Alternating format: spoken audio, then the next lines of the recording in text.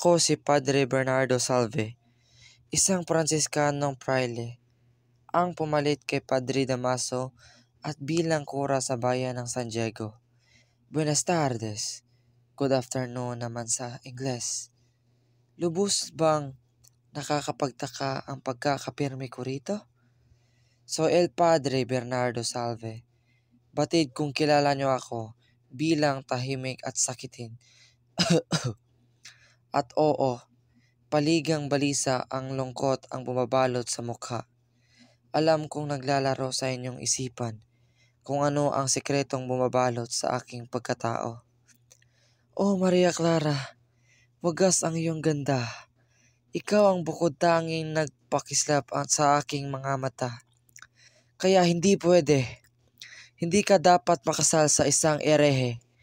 At oo, ako ang may pakana sa pagpapatayo ng ekstrukturang ito.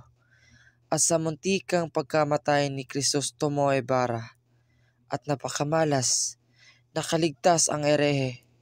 Ngunit napakamalas, ang erehe ay nakaligtas. Hindi pwede. Kailangan may mangyari. Oh Maria Clara, wala na ang iyong kasintahang si Ibarra. Kaya bumalik ka na sa kumbento magmadre at makontento. Espera un minuto. Marami na kayong nalalaman sa pagkatao ko. Adios, hasta que otra vez.